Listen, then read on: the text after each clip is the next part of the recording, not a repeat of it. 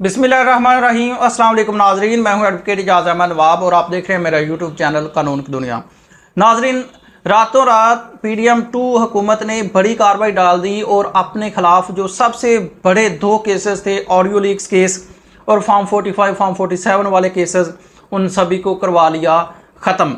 Details आपके साथ share करता हूं, लेकिन पहले अगर आपको याद होगा तो PDM1 और PDM2 हुकूमत ने आज तक जो मोस्टली केसेस बनाए हैं उनका तल्लक अवाम से, केसेस नहीं, कवानीन बनाए हैं, उनका तल्लक अवाम से नहीं होता बल्कि डायरेक्टली इनके पर्सनल फ़वाइद होते हैं।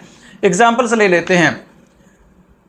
ताहियात नहली को ख़त्म करने वाला कानून जिसको 5 साल कर दिया गया, डायरेक्ट जो फ़वाइद मिले नवाज शरीफ साहब को। उसके बाद नैब तरामीम केस, डायरेक्ट फ़वाइद मिले इनको। उसके बाद इलेक्शन एक्ट का सेक्शन 40 ख़त्म किया गया इलेक्शन से पहले कि रिटायर्ड जजेस को इलेक्शन ट्राइब्यूनल के जज नहीं लगाया जाता, और उसके बाद इसकी तरमीम कर दी गई। ऐसे ही कुछ कवानीन बहुत सारे हैं जिनका डायरेक्ट इनसे तल्लुक़ होता है। आज रात इन्होंने 2 कवानीन पास किए हैं। आपको याद होगा कि इस वक्त इस्लामाबाद हाई कोर्ट में एक केस पेंडिंग था, जस्टिस बाबर सत्तार साहब की कोर्ट में तौहीन अदालत की कार्रवाई चल रही है ऑडियो लीक्स केस में, और उसमें गवर्नमेंट पूरी तरह से बल्कि बुरी तरह से फंसी हुई है।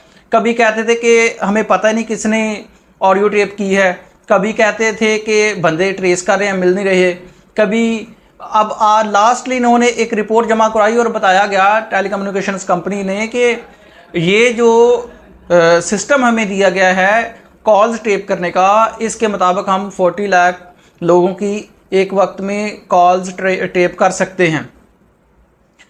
जस्टिस बाबर सत्तार साहब ने कहा कि ये तो गैर कानूनी है, तो और वो वाले जान बन गए इनके लिए। अब इन्होंने क्या किया कि रातों रात कल एक नोटिफिकेशन जारी कर दिया। 8 तारीख में ये नोटिफिकेशन अपलोड हुआ ये एडवोकेट नईम हैदर पंजूथा साहब के अकाउंट से, और वो नोटिफिकेशन जिसके तहत ISI को बड़ा इख्तियार दे दिया गया है, वो मैं पहले आपको नोटिफिकेशन की वर्डिंग पढ़ के सुना देता हूँ। लिखते हैं, In exercise of powers conferred under Section 54 of Pakistan Telecommunication Reorganization Act 1996, the Act, the federal government, in the interest of national security and in the apprehension of any offence, is pleased to authorize the officers not below the rank of grade 18 to be nominated from time to time by the Inter-Services Intelligence (ISI) to intercept calls and messages are to trace calls through any telecommunication system as envisaged under section 54 of the act। कहते हैं कि 2 reason बताई हैं, national security और कोई जुर्म होने का अगर खदशा हो, नेशनल सिक्योरिटी और कोई जुर्म होने का अगर खदशा हो तो ISI जो है वो कॉल्स को इंटरसेप्ट कर सकती है, टैप कर सकती है, और मैसेजेस को इंटरसेप्ट कर सकती है, टैप कर सकती है। ये इख्तियार दे दिया गया ministry of information technology and telecommunication ने। नोटिफिकेशन ऑफिशियल गजट में पब्लिश हो गया 8 तारीख को, 8 जुलाई 2024 को। तो इसके ज़रिए जो ऑडियो लीक्स केस था उसमें जो गैर कानूनी चीज़ें सामने आ रही थी और जस्टिस बाबर सत्तार साहब उसको बड़ा सीरियस लेकर चल रहे थे, उसको ख़त्म करने की कोशिश कर दी गई। ये अब जाके कहेंगे, देखें जी ये जो ऑडियो लीक्स टैपिंग है, ऑडियो टैपिंग है, फ़ोन कॉल टैपिंग है, ये तो अब लीगल हो चुकी है, ये नोटिफिकेशन हमारे पास है। लेकिन मैं आपको बताता चलूँ कि ये नोटिफिकेशन टोटली इलीगल और अनकॉन्स्टिट्यूशनल है। हमारा आइन, हमारा कानून जो है किसी की भी प्राइवेसी को टैप करने की इजाज़त नहीं देता।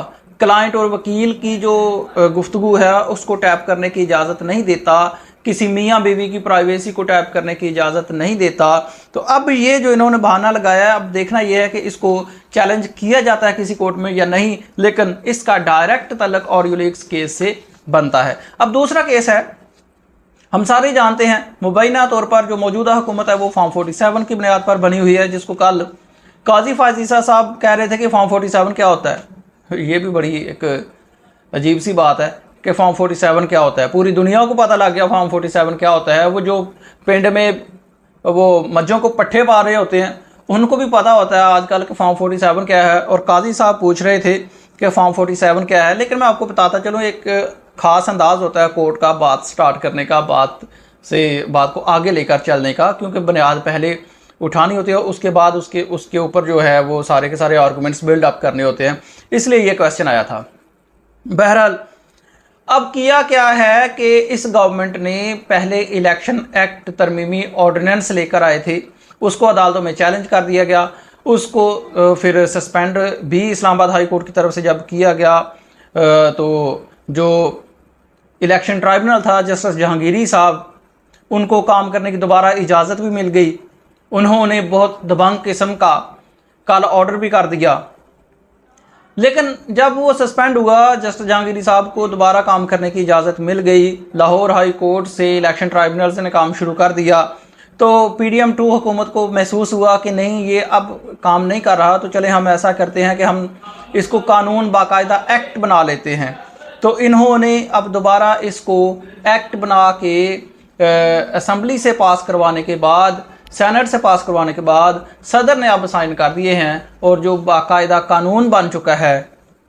अब इसमें किसी किस्म की कोई जो रुकावट है वो नहीं रह गई कि रिटायर्ड जजेस को इलेक्शन ट्राइब्यूनल के जज लगाया जाएगा, अपनी मर्ज़ी से ट्राइब्यूनल्स को चेंज कर दिया जाएगा, केसेस ट्रांसफ़र कर दिए जाएंगे, अपनी मर्ज़ी से जब चाहा जैसे चाहा काम कर लिया जाएगा। अब ये काम लटकाया भी जाएगा। अब ये 2-3 साल केसेस तो ऐसे ही चलते रहेंगे। रिटायर्ड जस्टिस साहबान जो हैं उनका दा भी लगने वाला है, ज़ाहिर सी बात है, जिसको जॉब मिली उसका दा लगेगा, नवाज़शात होंगी, उसको सहूलियात मिलेंगी, तनख्वाहें मिलेंगी। तो ये जनाब इन्होंने बड़ी कार्रवाई डाली है कि एक तो ISI को कॉल्स इंटरसेप्ट करने का इख्तियार दे दिया गया है, बहाना रखा है कि अगर खदशा हो नेशनल सिक्योरिटी का या किसी जुर्म के सरजद होने का, तो उस वक्त ISI कॉल टैप कर सकती है। और दूसरी तरफ फॉर्म 47, फॉर्म 45 का रोला ख़त्म करने के लिए ये कानून ले आए हैं। अब देखते हैं कि इस पर हमारी अदालतें क्या रिएक्शन देती हैं। शुक्रिया, अल्लाह हाफ़िज़।